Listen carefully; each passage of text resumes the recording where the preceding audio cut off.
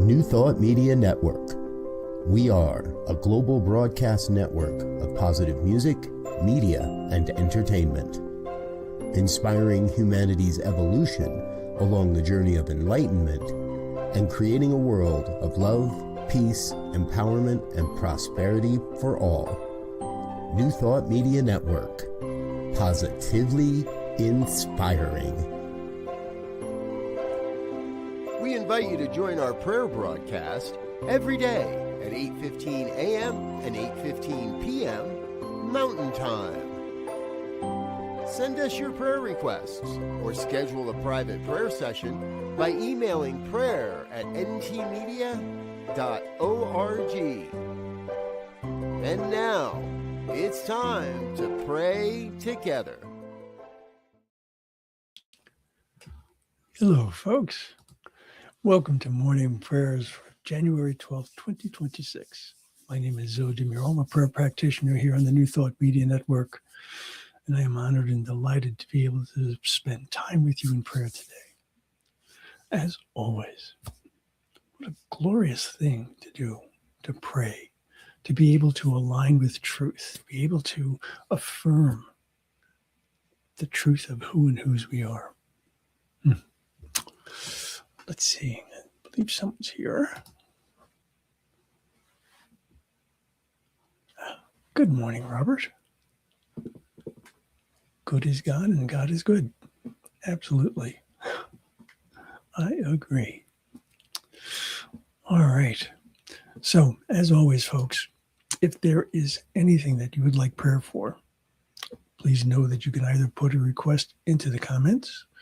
If I'm listening to this, or rather, if you're listening to this live, and if I see this before I begin whatever prayer I had considered for the day, I will most certainly pray on your behalf.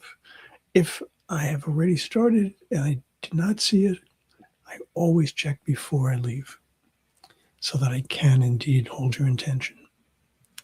And there's also this option, submitting a prayer request online, www.ntmedia.org/prayer. This brings a prayer request to our entire prayer team, ministers and practitioners who love to pray on your behalf. Never let anything hold you back.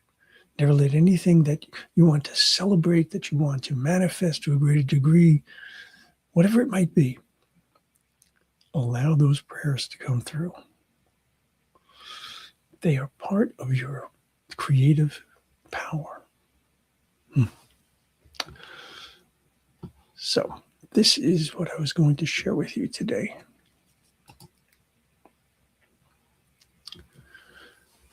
This comes from the Science of Mind magazine, current issue. This particular part was written by Reverend Dr. Margaret Stortz, an absolute powerhouse of creativity and spirituality. Wonderful, incredible minister. She wrote, one of the most important spiritual practices we can become experts in is forgiveness. Release through forgiveness allows us to go forth in the divine flow without past remembrances clinging to us. In this is real freedom. So many important and key things here. Speaking, for example, of forgiveness as a practice, and it's something that we can become experts in. Right? The idea of freedom, the idea of being able to go forth in the divine flow, this is just packed with goodness. So think about ways in which you might be holding on to something and not allowing forgiveness to come through. Or think of something in which you wish for forgiveness for yourself. And recognize that all of this is a process and a practice that can truly bring freedom. So let's take this into prayer. I'll invite you to close your eyes and soften your gaze, whichever is comfortable and safe for you to do. Just allow yourself to to be present in this moment.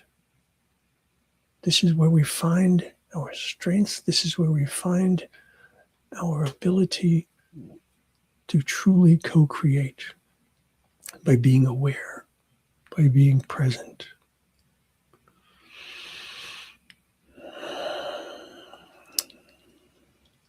And as we breathe together, as we hold this sacred moment together, we recognize that we are all part of the one. We are all from this same source and supply, the same union, the same unity, the same oneness.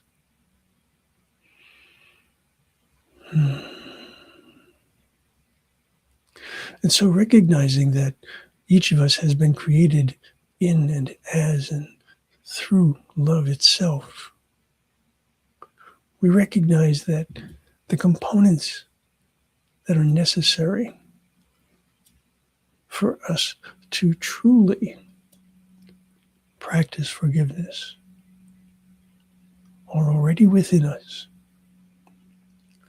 And so I think of ways in which I do not allow forgiveness to come through. I think, for example, of ways in which I judge. And in judgment, I am creating a situation in and of itself. It doesn't mean that I don't discern if something is truly detrimental. But it does mean that I don't look to make someone wrong. I don't need to make another person wrong for me to nevertheless be correct, to be right. I recognize that one of the first practices in my forgiveness is to see that there are many different approaches. There are many different things that can be true at the same time. Being able to recognize another person's process, being able to recognize another person's perspective, being able to recognize that each of us has our own unique life experience. These are all parts of being able to practice forgiveness.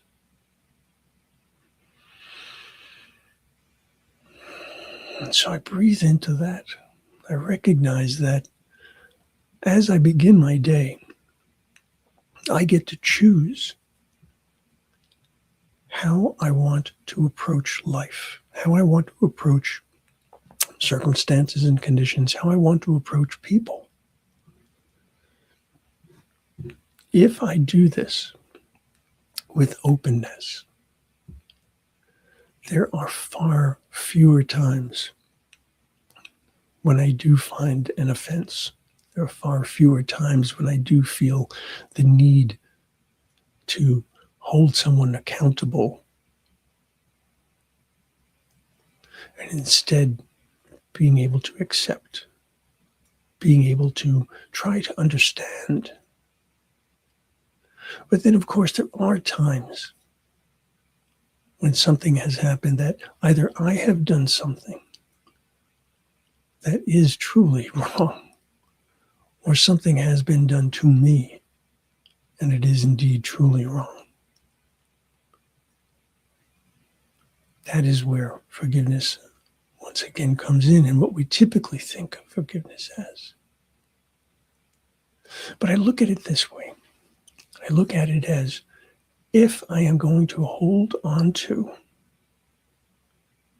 a grudge, I'm going to hold on to an offense, I'm going to hold on to my position that this person is wrong. This person has wronged me. And I am going to hold them at arm's length. I am going to exclude them. What has that gained me?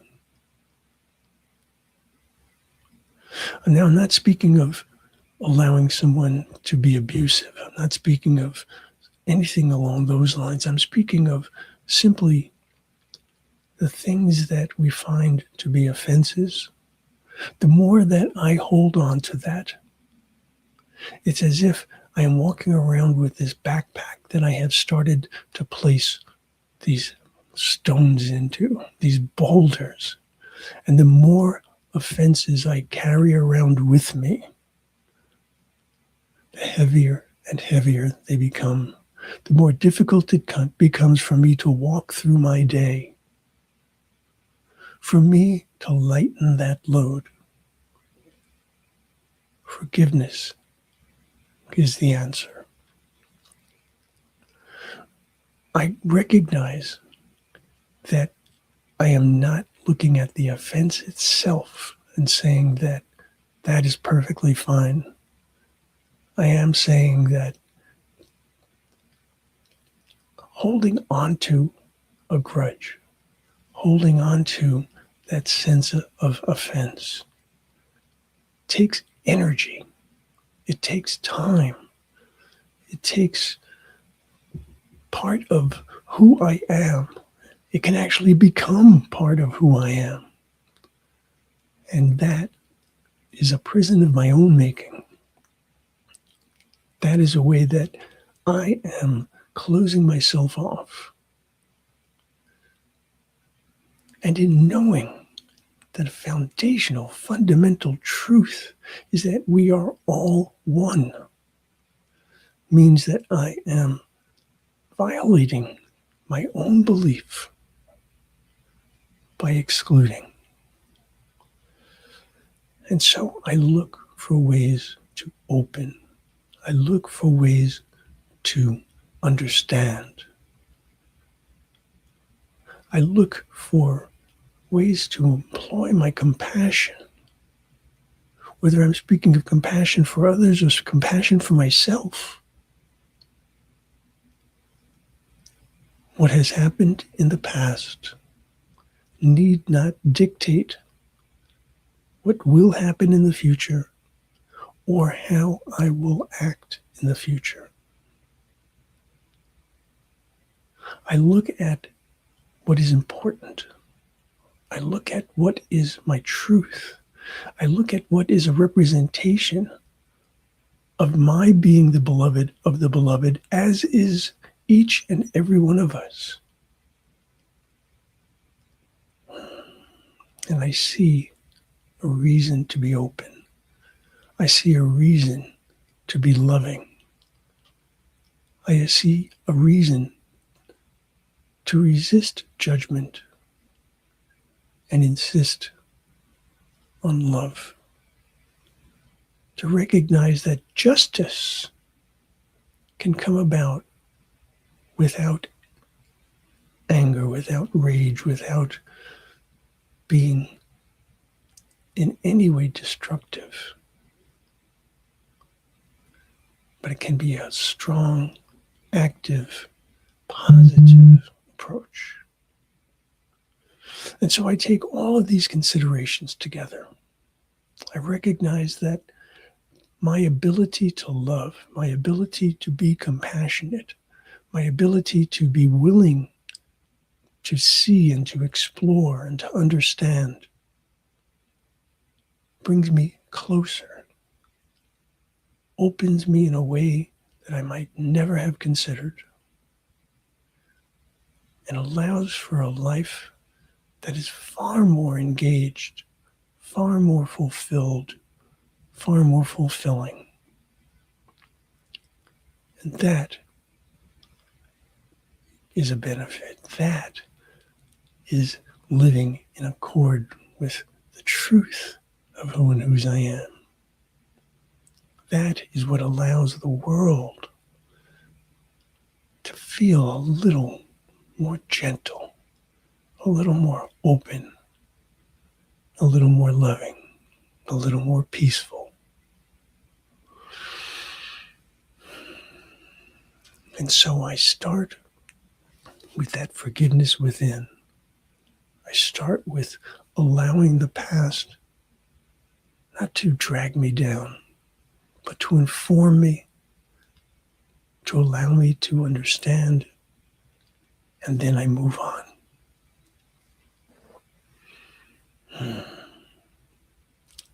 recognize that as I forgive, as I allow these things from the past to drop off, that I am lighter, I am more energetic, I am more open,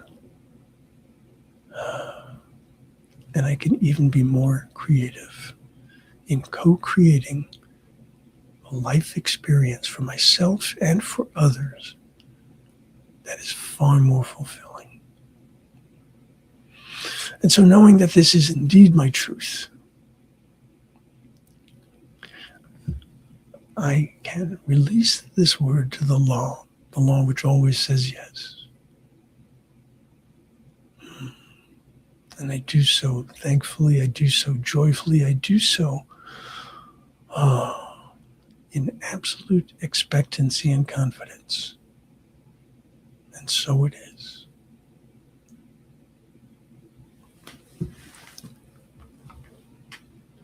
Oof. Went way over on my time today. I guess this was an important prayer for me.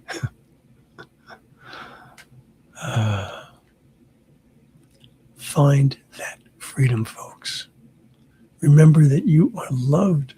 Remember that you are love itself, and allow that to be your legacy. Allow that to be who and whose you are in this world. I'll see you soon. Namaste. On behalf of everyone at New Thought Media Network, thank you for being a member of our virtual family.